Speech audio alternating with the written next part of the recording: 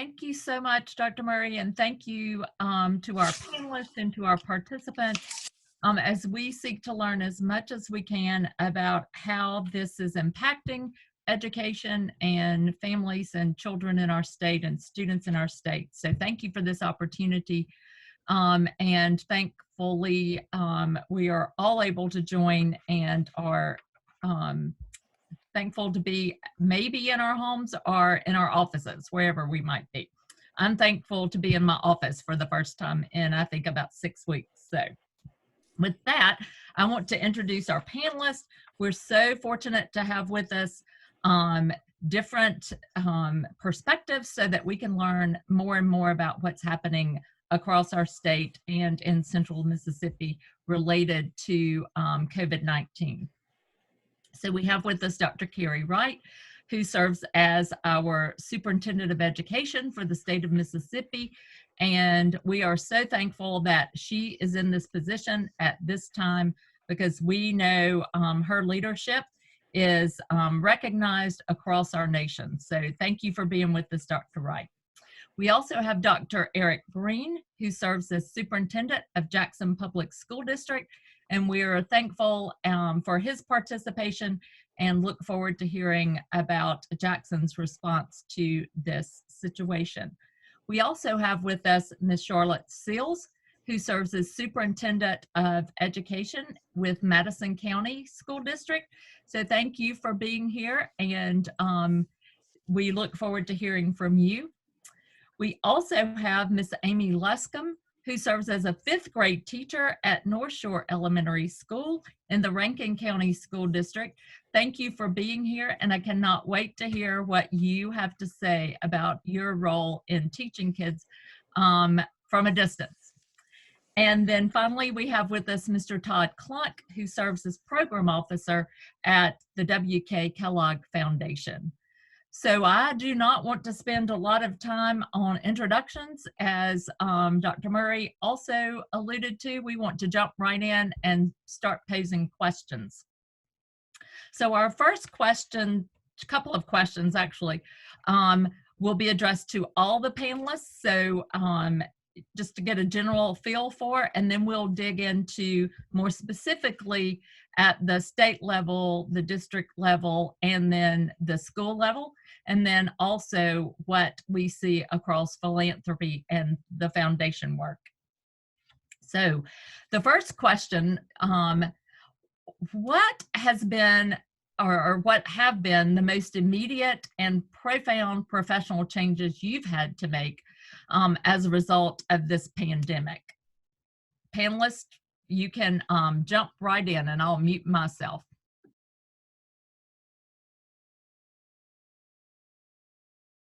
Well, I'll start off and just say probably, of course, we all are using technology right now, but from our perspective across the board, teachers, principals, administrators, staff members, the immersion into using technology, to using different platforms, we had to adjust and adapt to that very quickly. If you had talked to me in March and you said something about Microsoft Teams, I would have given you a very vague answer about it, but I've become pretty adaptable in understanding how Teams works, etc. And that's the same thing for our teachers. Again, we all have technology and use it all the time with email and text, etc. But we've had to take it to a whole different level. So I think that's one of the steepest learning curves that everyone had in this, in terms of distance learning and everything. Absolutely. I'll add to that. Technology for sure has been a huge and a steep learning curve for us, and ramping up for us, and continues to be.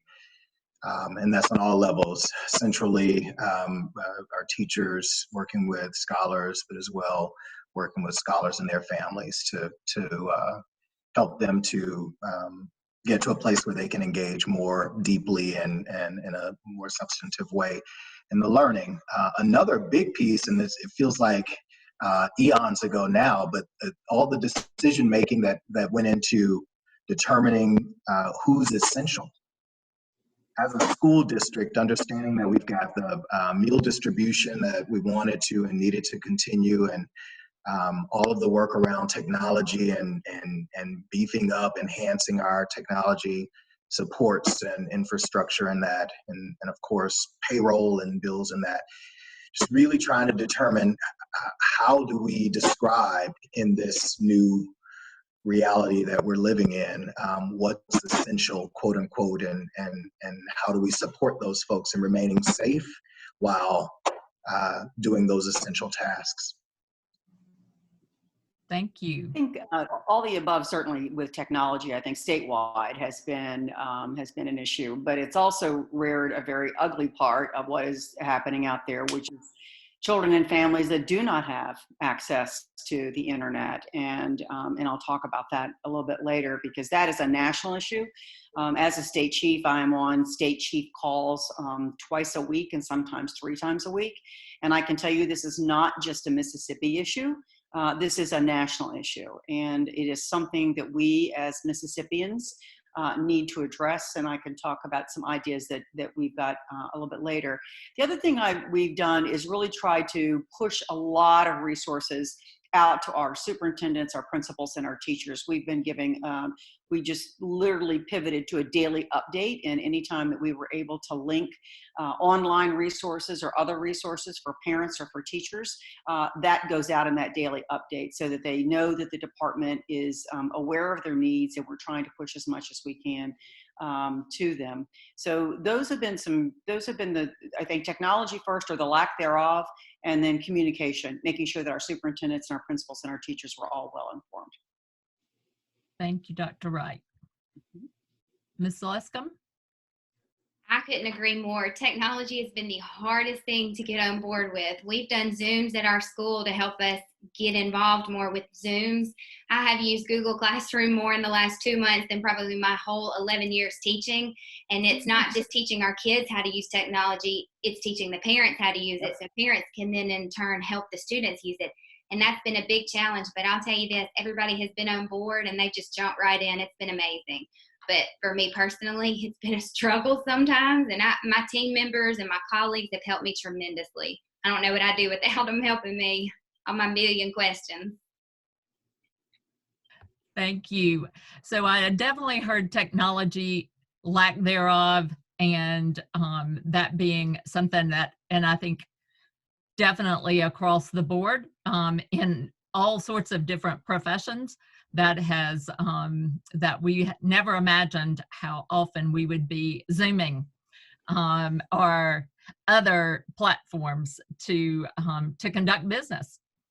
So with that, and Dr. Wright, you really touched on this one already, but in addition to technology, what other opportunity gaps have you observed that have either created or exacerbated existing racial or socioeconomic inequities? Yeah, this is Todd. I could go here. You know, the Kellogg Foundation has a long history of working to address racial inequities. And, you know, Harvard professor put it best, this COVID-19 hasn't created inequities, it just exposed, right, these long-lasting inequities in society. And so, to Dr. Wright's point, I don't want to steal too much, but, you know, we are seeing the inequities in our health, right, work at the foundation, our employment equity work at the foundation, and then also education. And it's really been exposed, so to speak, in this access to broadband and the equipment that students need to use and utilize to learn from home. So there's that inequity, I think, that Dr. Wright mentioned she'll talk more about. But then also when you talk about our earlier childhood experiences, right? We've really been trying to help childcare, which is a big early learning system in Mississippi, just to navigate the stimulus funding and how best that they, right, working as a very, very small business, how they have access to these stimulus funds and then the PPP opportunity. So we've that's where we've been focused lately. Thank you, Todd. And I am so sorry I did not allow you to answer the first question. So is there anything you would like to add to that? No, I think the only thing, technology is big, right? We're all exposed to that. And then, in our work too, and I threw it there at the end, is just also all the stimulus funding and how do we help our small business, child cares, or early education programs navigate a pretty complicated and complex system. Thank you. Can I just add, Angela, this issue of inequities that are exacerbated or made further bare through this crisis is even as we build out and distribute more of the learning opportunities online or paper and all of the different ways that that's showing up, and excited to see the creativity that's being utilized to do that. There's a reality in where parents are and their abilities, one, just being physically present, depending on their work experiences or as work responsibilities.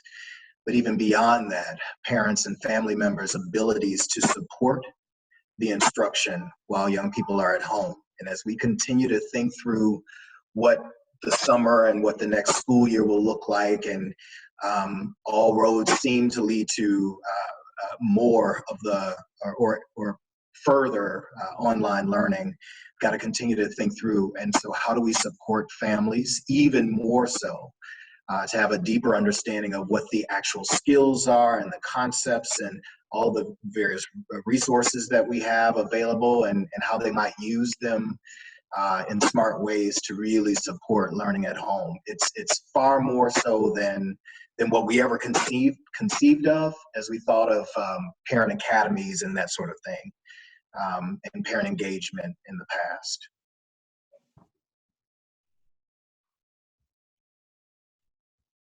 Another panelist?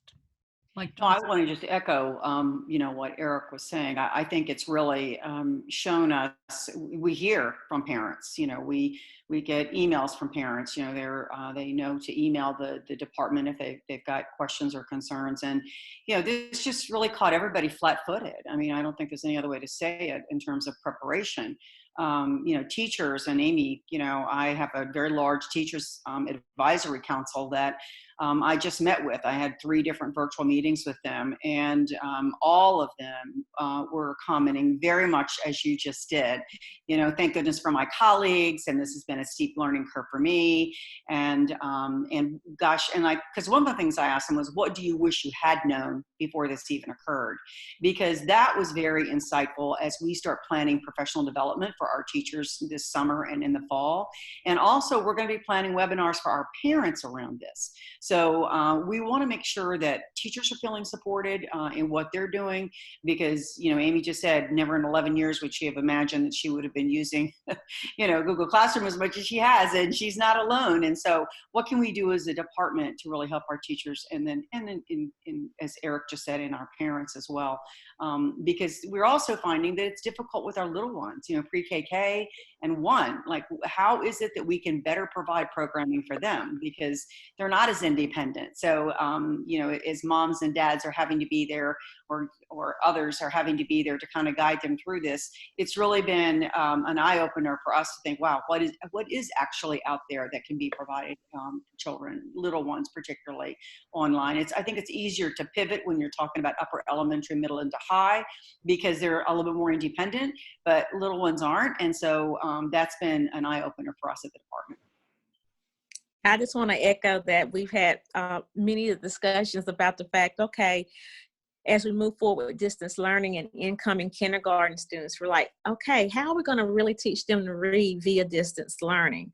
And I don't have the answer for that yet. I think it's very problematic. It's one thing when you have a 3rd grader, 4th, or high school student, but a student who's new to school, and if we're in a situation where we have to go back into a sheltering or whatever, what does instruction look like that for our youngest students? So that's something that we definitely it's a challenge that we will be discussing and trying to move forward with over the next several months. One of the things I've noticed most with parents is I didn't learn this when I was in school. I don't know how to teach this. Can you help me? And it's hard for me as a teacher because I just want to say, send all your kids over to my house. I'll help them. Just bring them. But I'll give them my phone number, and I've done FaceTime with them. I've done Zooms one-on-one and shared my computer so that I can actually show them. But that's the hardest thing, is not being able to sit there with them, especially with math, and show them, here's how to work this math problem out. So again, technology has been used tremendous amount, but then I have some kids who are doing paper copies, and that's great, but they don't have the technology to be able to FaceTime me or to Zoom with me, or their parents are at work during the day and the parents will say, well, so-and-so is having to watch their younger siblings and help them with their schoolwork, so they're kind of on the back burner. So one of my issues is I want to be able to help all of them, and I don't know the best way to do that other than FaceTime or Zoom with them right now. But it's worked great. Yeah, I think that's another piece too, making sure that not only we're providing instruction for all of our students, but some of our students need extra supports, and how are we doing that? How are we providing for students who may have special needs, et cetera, and working through those challenges. That's going to be huge moving forward. Charlotte is exactly right about that. Students with disabilities really need the extra care, as do our students where English is not their first language. And so trying to figure out how to meet the needs of which we have a growing population in Mississippi. So it has really lifted up, I think, issues that we all can wrap our arms around together, because I think this is something that it's not just one single thing. And that's the thing that I love about being involved with the other state chiefs, because we're all sharing with each other so that I can then share with my superintendents and principals, and I'm not having to create everything, and a separate chief isn't having to create, but together we can produce some really quality products. Wonderful. And in thinking about that particular question, and it made me think of when Ms. Sills shared, teaching reading. That's my passion. So, wow. That's a heavy lift for families and for teachers and for our little ones. So definitely that opportunity gap is a really challenging one for us to really ponder and think about. What are we going to do in the next school year if this happens again? And how can we do it during the summer potentially? But So, Angela, real quick, I was writing down these different factors, right? So it sounds like, there's the access factor to broadband, right? And then there's this equipment factor. There's the student's age and ability factor.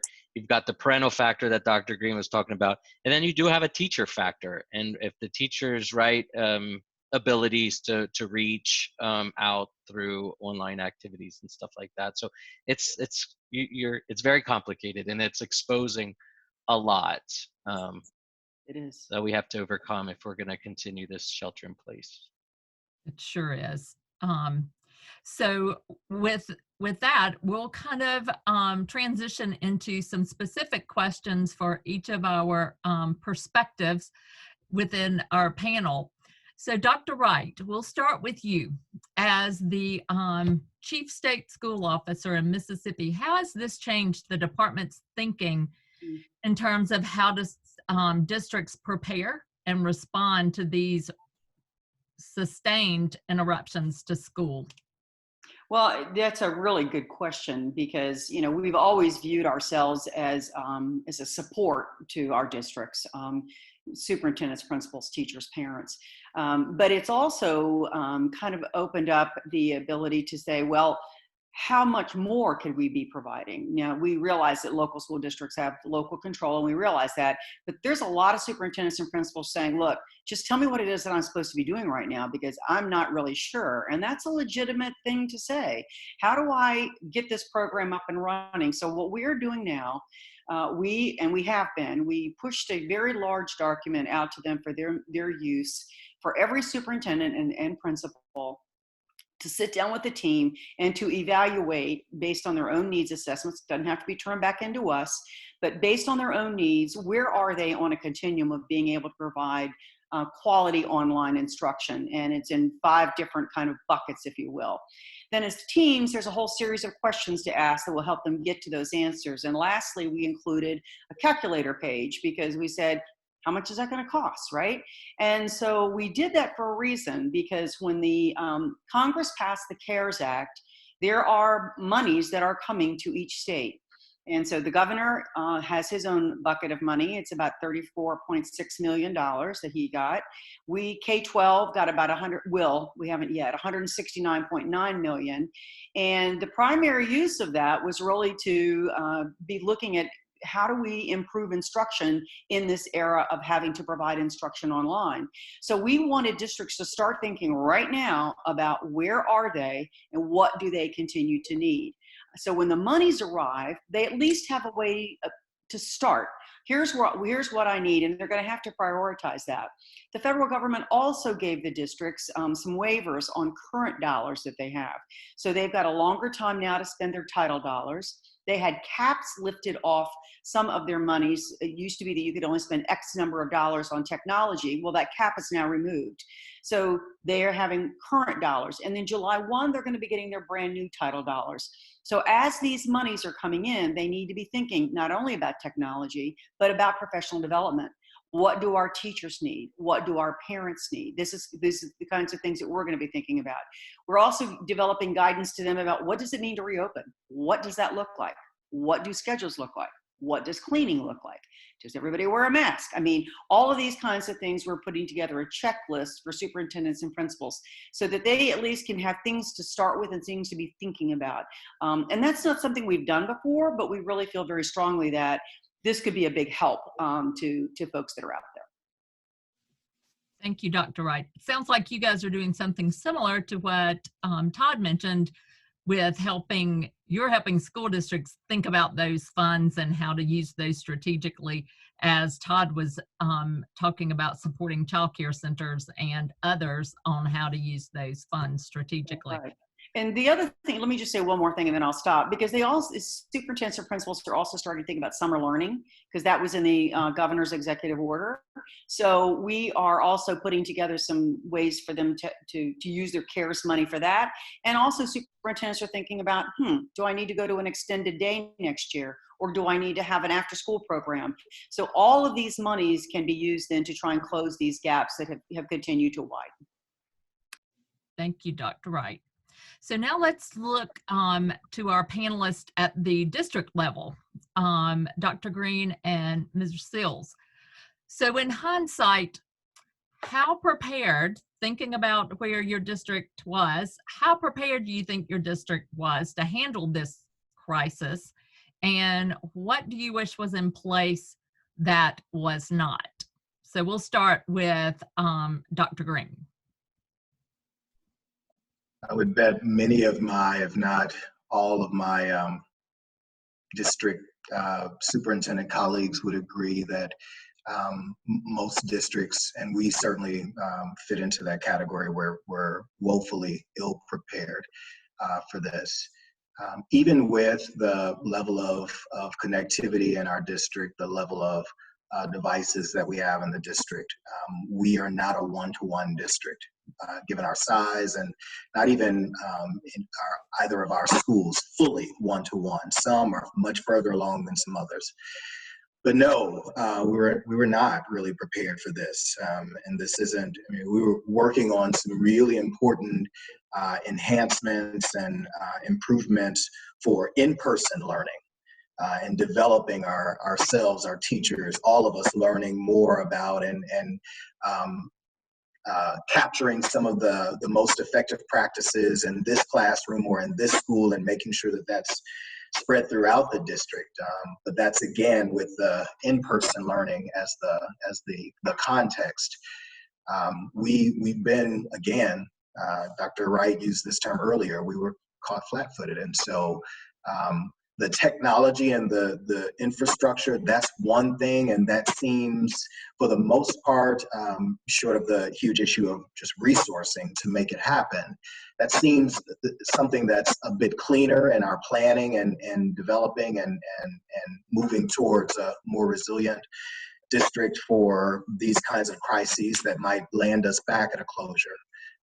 But how do you actually, like the example that was given earlier, how do you actually teach a child, an emerging reader, to read?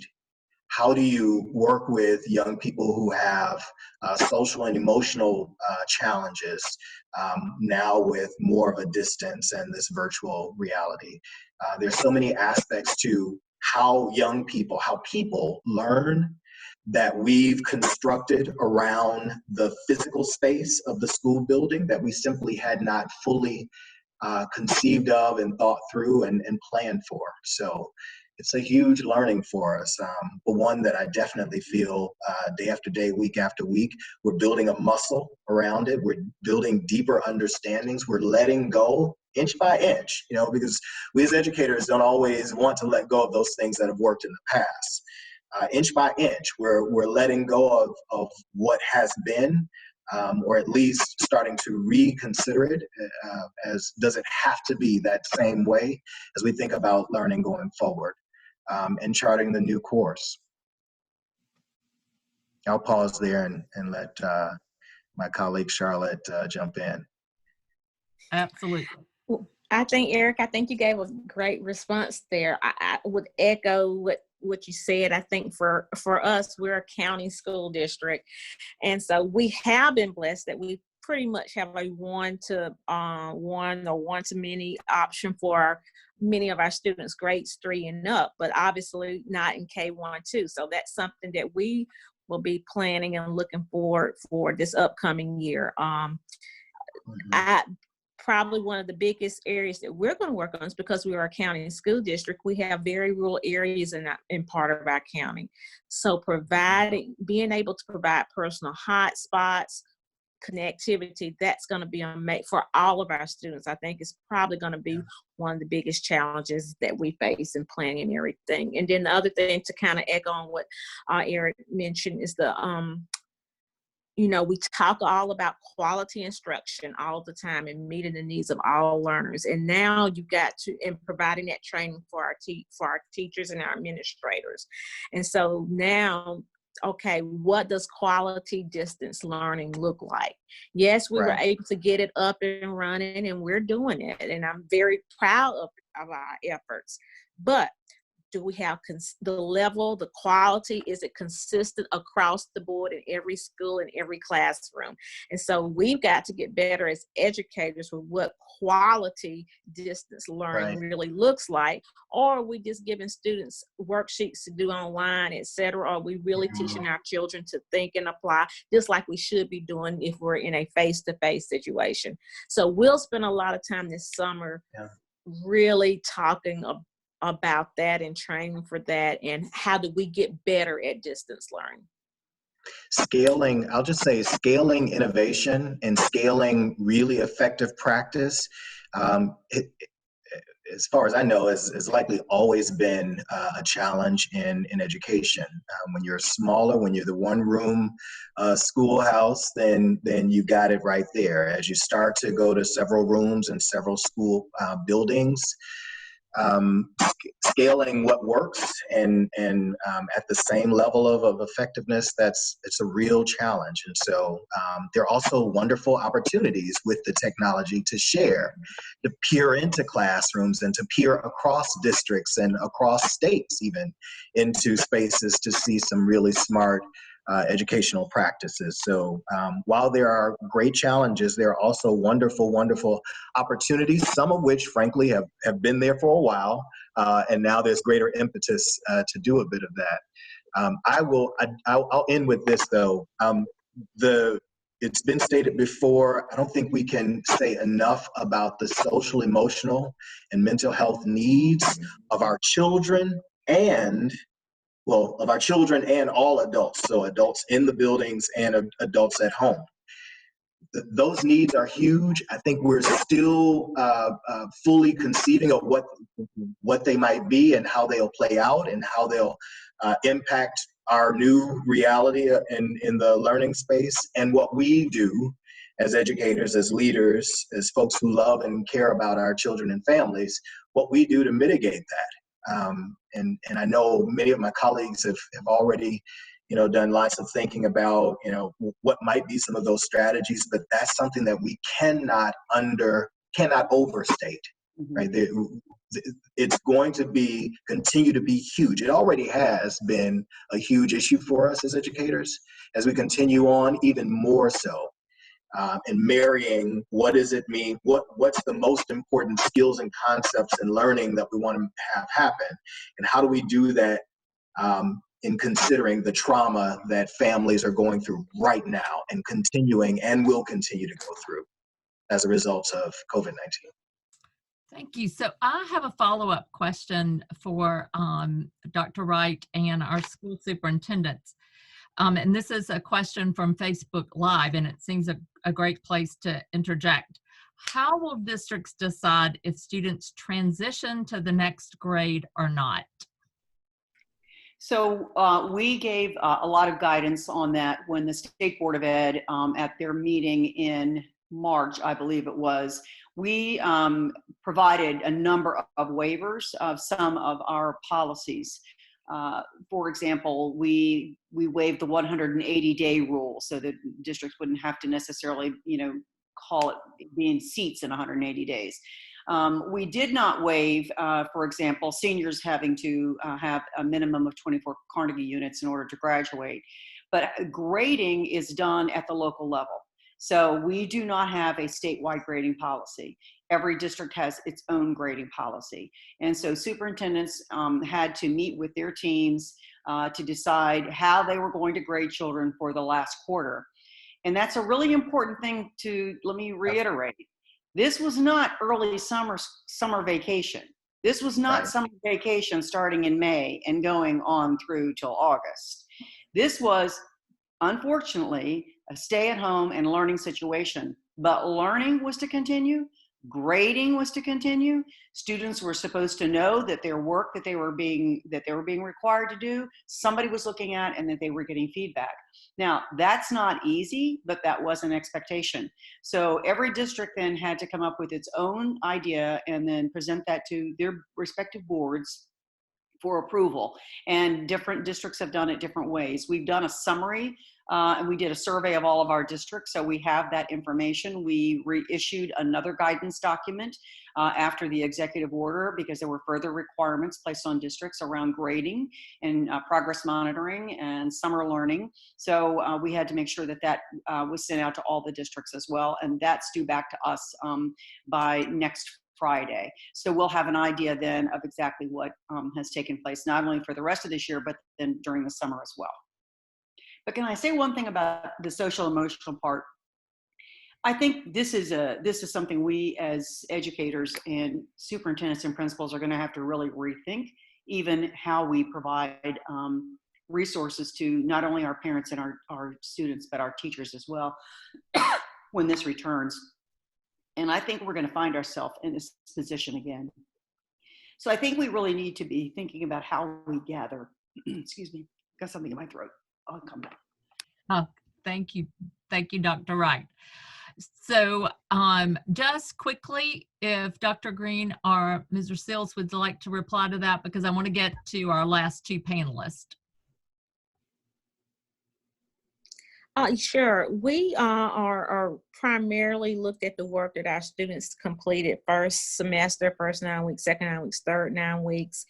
And also the work, we looked at the fact that when we came up with our model for grading, that we had to look at some guiding principles. And so it was really a collaborative effort with teachers and principals and district administrators in terms of trying to be equitable, knowing that students, not all students had access to all the technology. So we needed a format that was equitable and also that did acknowledge the work of students while they were away.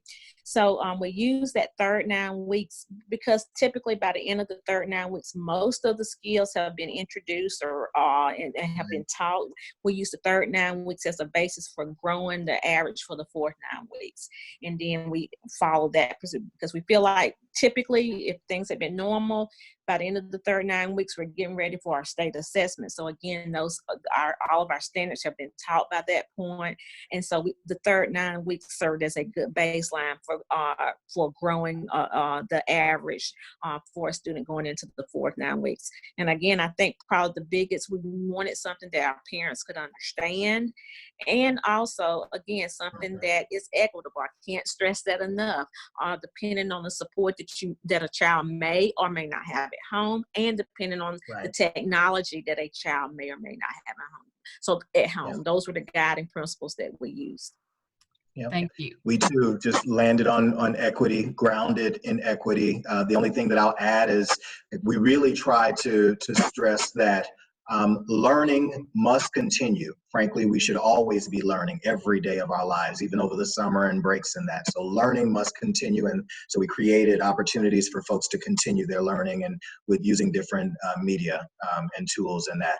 And that the grading, again, to the equity piece, that the grading of that work, at no point should the grading be penalizing young people for not having access or not being able to engage online and that sort of thing. And so that's how we approach the grading process that we utilize, much in the way that Charlotte has already articulated. Thank you. All right, now to our teacher, Ms. Luscombe. So what, as a teacher, you are on the ground doing this heavy lifting. So what are your biggest concerns right now and also moving forward? My biggest concern right now is making sure that our children are where they need to be for the next grade. We're doing a good job of that with their classwork that they're doing every week. But like they were saying before, I think it's a good thing. Fourth 9 weeks is used mainly to reiterate what was taught the previous 3 9 weeks that we were doing, but we still had some skills in math that weren't taught. I know reading is different, but we had some skills that weren't taught, and we like to use the fourth 9 weeks to get that done before state testing. And we've missed a lot of that practice time, missing a couple weeks of school. And my concern is, how are we going to catch these students up and not fall further behind next school year? And I know that parents are having a lot of the same questions. Well, are we behind? How are we going to catch up? And I know that those are some questions they've been having as well. Absolutely. And I'm so glad you brought that up. I'm going to follow up with a question after we hear from Mr. Klunk and about that, what are we going to do when kids re-enter school piece. So Todd, from your perspective, what do you think is important for foundations and out-of-school organizations focused on supporting education to consider, given the revelations we've talked about and the shifting environment caused by COVID-19? What are your thoughts there? Yeah, I mean, we heard from Dr. Wright that the federal government was giving out waivers and flexibility, and then we even heard that the department is giving that same flexibility. And so I would just say foundations and the philanthropic sector are following suit, right? We joined a pledge of 700 other organizations and philanthropies to support flexibility for our grantees, much like the same way we heard earlier, right? So we're granting waivers. What are, how can we loosen restrictions that grantees might find themselves in, and especially our educational grantees, on their current grants? Obviously, we can't hold them to having conferences, right, or traveling, or meetings, but how then can we take those unexpended dollars, right, that are, and shift them for COVID-related expenses? And that could take on many forms, and we really want to be responsive to reallocating those funds to helping families as they're, and school districts and students as they face these COVID realities. Also, being open to shifting dollars, right? And I worked with some of the school districts just yesterday. How do we take our PD dollars that might have been identified to a PD or professional development activity pre-COVID and switch them really quickly to do some online professional development, even for families and stuff like that. So it's the reallocation. It's just really, really being flexible, maybe grant extensions, grant amendments, But then also, how do we use philanthropy? How do we use our policy voice so that, as you know, circling all the way back to our first or second question, how can we then use our policy voice that when we come out of this, we're addressing those equity issues that we talked about earlier? Thank you so much. And thank you for the foundation's flexibility in allowing grantees to help. I mean, ultimately, you want those dollars to meet the needs of families and students and those communities. So thank you for that. Absolutely. Thanks. So one follow-up question that I've been just pondering throughout all of this is how, as a district, and maybe, or not as a district, but as a state and districts, and maybe I should check with Ira. Do we have time for this one follow-up question? Sure. Okay. Everyone's got time. As long as no one has a hard out at 1, we've got some time. Okay. So I've been thinking about this. How, as a state, as districts, as schools, can we transition kids back to us? How can we have that warm handoff from parent to school and our family to school? And then if we're in this situation again, how can we then hand off in a warm way back to parents? Okay, now it's back to you, the ball's in your court. So that we're really supporting and we're better prepared, so that we're not flat-footed, caught that way again. So any panelist, if you have a quick response to that, that's a lot. So I'm not sure there are any quick responses, but it's something that I've been pondering and trying to wrap my head around. So two quick comments. Number one, I would be surprised if not every single superintendent and principal was not planning for this very thing, because that's exactly what we have been saying. This is going to happen again. There is no doubt in my mind that we're going to be back in the situation. So plan for the worst and hope for the best, right? But plan for the worst. So if we are, what does that mean? What does that mean for me as a teacher? What does that mean for my parents, et cetera? The other question that I've said to teachers, because when I was done with my teacher advisory council, because the question came up, are we expected to go back and teach the 4th quarter in the beginning of the year? And my comment was no. If you start there, children will always be behind. And I said, our standards have been designed very elegantly. They spiral and they build. I said, start with the grade level standards that you're teaching. You will soon know which skills you're going to have to fill in with, but start with grade level content, because if you start with back at the last year, children will never catch up. And we all know the years and years of research that have been done, remediation does not work. Acceleration is the key to children moving forward and teachers moving forward. So if there's a message that I could get across to every single teacher, is start with grade level standards and supplement as you go along, because we've got to accelerate children's learning. That's where I'm coming from.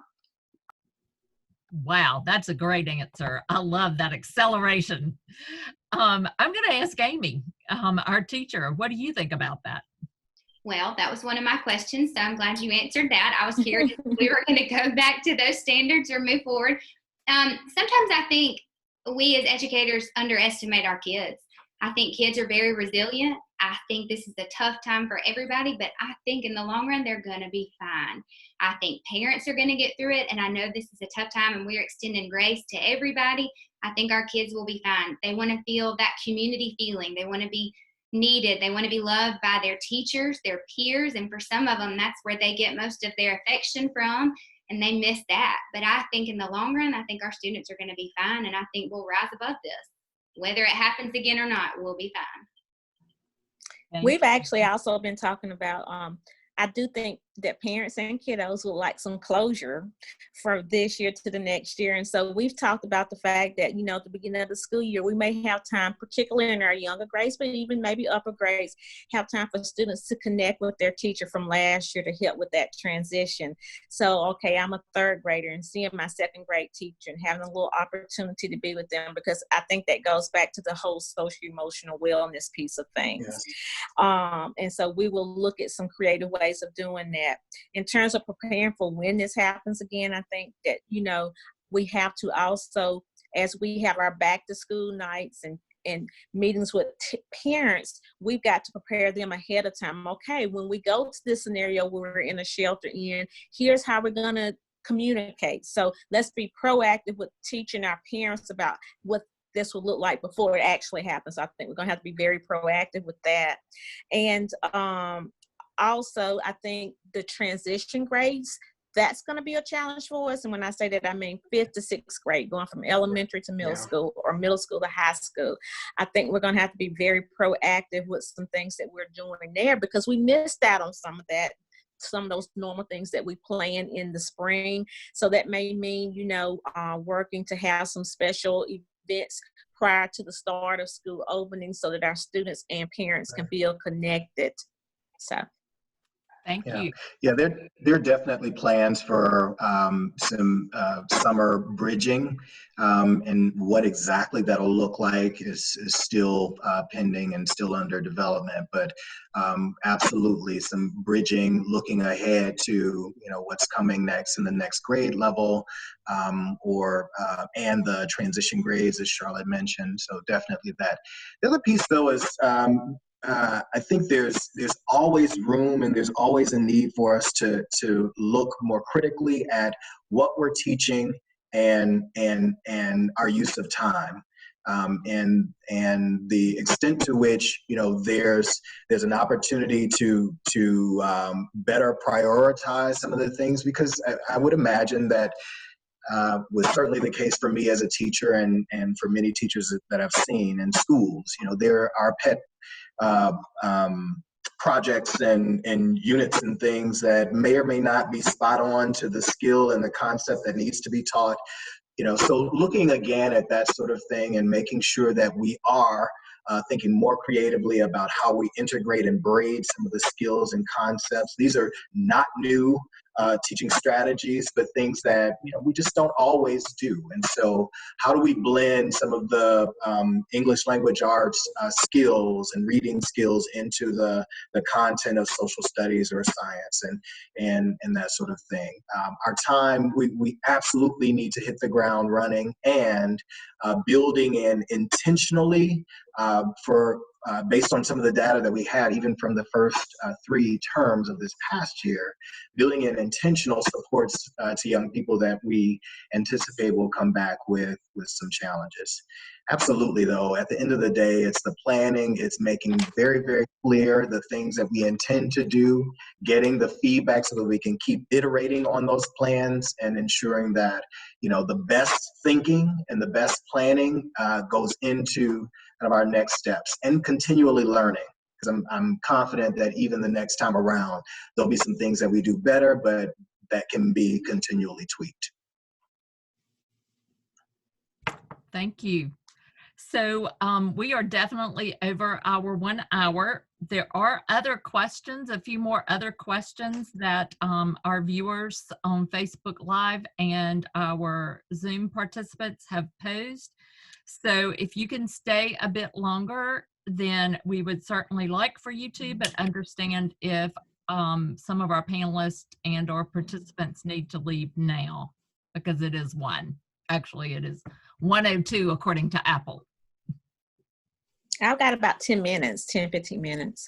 Yeah, I can stay a little bit longer. Yeah. Okay, awesome. So one other question that came in on Facebook Live, and we can pose this to everyone.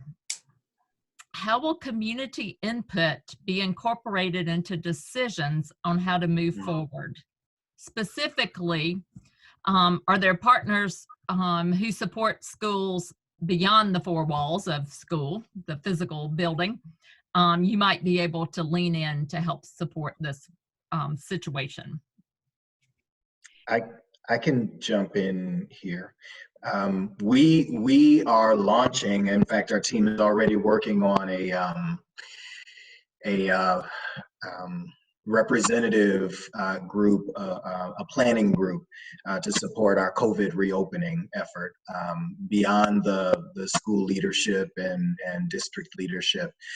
So looking around the city and around the area for folks who have some various perspectives and roles that they could or should play in that. So we're standing up that planning group to support our decision making and planning effort. So that's one. And the second is we're absolutely and already kind of leaning on some and thinking through some of the contingencies. Lots of folks have recommended or suggested rotating schedules for young people and maybe half days, morning or afternoon, those sorts of things. Those are ideas that are being kind of put out there and discussed. The reality is, if young people are not in school during the day, during the work day for parents, and they rely on schools not only to keep them safe, not only to educate them, but also to provide some childcare, then what's the partnership with a nonprofit or out of school time entity to support some of that as well? So lots of coordination and planning around that I would imagine would be a part of what we do going forward. So at the state level, I've been in constant contact with Dr. Dobbs, who's our state health officer, around the whole safety aspect and the health aspect. And we've got another call actually scheduled again for today. And so we've been using a lot of his guidance as we are trying to also advise the governor when the governor was trying to make a decision around even the closing of keeping the school facilities closed.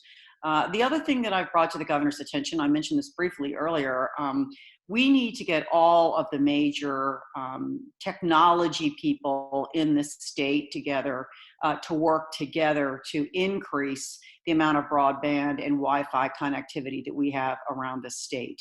And that is bigger than any school district. And I said, and the governor, I think, totally agrees. He has put together a Mississippi Restart Committee. And I said, please put this at the top of the list because you're going to have money coming in from CARES. The state's already received $1.25 billion in emergency relief from the federal government, in addition to the CARES money. And I said, but it's going to take the C-Spires and the AT&Ts and the Comcasts of the world and your electrical companies, quite honestly. Everybody's got electricity. So how is it that we could even bring in our electrical companies to be helping out in some way to get this done? So it's going to take a lot of effort and it's going to take a lot of money. And I realize that, but we can no longer ignore the inequity that exists in this state between children that do not have this access and children that do not. And we have to step forward as adults, as the leaders, to really pull together to say, how long is it going to take? Is it going to take 3 to 5 years? Then fine, it'll take 3 to 5 years, but let's get started. Let's don't just think that, this is going to go away, because it's not. If it's not this, Amen. It can be something else, right? We had Hurricane Katrina. Nobody expected that, right? And so now here we are with a totally different, unexpected set of situations. But as leaders, we must lean into this situation and resolve this for our children. Thank you, Dr. Wright. Any other panelists?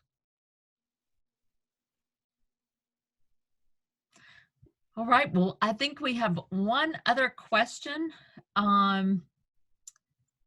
that was posed. Now I can't find it. Sorry, one quick moment. Oh, what mental health supports, going back to particularly related to the social emotional piece and aspect, what mental health supports will be available, are school districts and the state thinking about once students return to the brick and mortar? Start just briefly, because I think we need to rethink the role of school counselors. I think that at the elementary, middle, and high, I think too often it's easier to I know they've got a lot of paperwork. I appreciate that, but this is a time that we really need to rethink their connectivity to children, because we are hearing and totally expect not only our little ones to be returning a little stressed, but adults to be returning a little stressed. So how are we also providing help for the adults in the building, as well as the children that are in the building, and parents, quite honestly? We do not have enough mental health therapists in the state, period. So what do we have? Well, we're trying to find resources to give to our districts in that manner. But I think at the state level, we're also rethinking professional development for our school counselors so that they can be more hands-on, if you will, in the classroom and with individual children, and making themselves available. And that should be happening in elementary, middle, and high. And so that's what the state's looking at right now. I think we are looking at, as Dr. Wright mentioned, the role of the counselor, but also making sure that that we form partnerships with other mental health organizations out there in the state, and asking them to come in and help us get better prepared to handle this. So, perhaps this summer working with the entity that comes in and works with our counselors and our teachers on how we can really support students from a social and emotional standpoint. Because Right. the teacher at the end of the day is the one that's going to be with that child most of the time. And our counselors are there too, and they definitely need training, but our teachers are going to need training as well on how to support students. And then if they can't provide that support at a certain level, Right. then, okay, what does the counselor do? And then counselor provides intense interventions. And then if it goes beyond that, what kind of resources are we providing in extra support? So that's kind of what we're considering. But it's very important. It's something that we have to have as a priority in terms of students returning to school. And I'll be honest, we're hoping to maybe do some out-of-the-box thinking with activities that we can do during the summer for students. While we may not see them day to day, what are some things that we can do to help promote social emotional wellness for all of our kids? Because we know this has been a challenge for them. Yeah. It so often comes back to relationships, and the relationships that are already in place and the ones that will need to be built. Absolutely, as Dr. Wright said, we've got to keep thinking about and rethinking how we utilize and the role of the counselor and the school psychologists and all of those folks who kind of directly are poised to address those issues. But as well, it's everybody's, just like educating our young people is everybody's business. We've got to start seeing and behaving as though the social emotional wellness and emotional safety and mental health, that's everybody's business. I can't walk past someone who's in distress and not, either identify that this is someone who needs a resource or support that I can't provide, or go to them myself. That's just not okay. We can't afford that. Frankly, we never could. But we're now in a situation where it's right in our faces, and we just can't afford that. So it's everyone's business to keep growing our brains about what it means to be a critical friend, to support someone who might be in distress, to even understand what the signs of distress might be, but also reaching out and understanding that we can't do it all as educators within the schoolhouse, and how do we partner more thoughtfully and effectively with folks who are better poised to do this. And that includes our faith-based community. I think there's a role there for some of the pastors and the church units and structures to wrap their arms around schools ever more, and to help folks to feel a sense of belonging and love, and hopefulness. Thank you. So we are well beyond our 1 hour, and thank you for indulging me with those last few questions. Any other final comments before we transition to Dr. Murray? Something burning that you just need to say?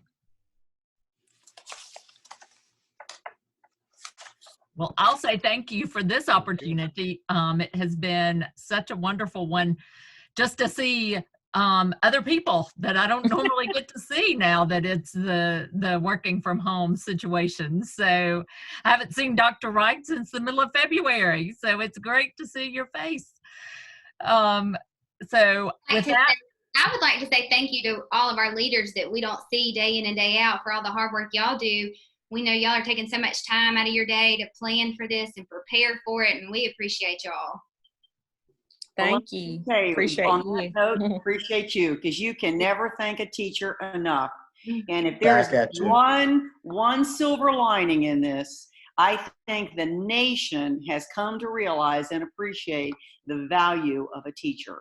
And so if there's anything good that's coming out of it, it's that everybody is really appreciating the work that you do, Amy, and all of your colleagues that are out there. So thank you. Thank you. We're ready to be tagged back in. We're ready. I hear you. I hear you. well, thank you all so very much. And it is Teacher Appreciation Week. So we should all be appreciating our teachers.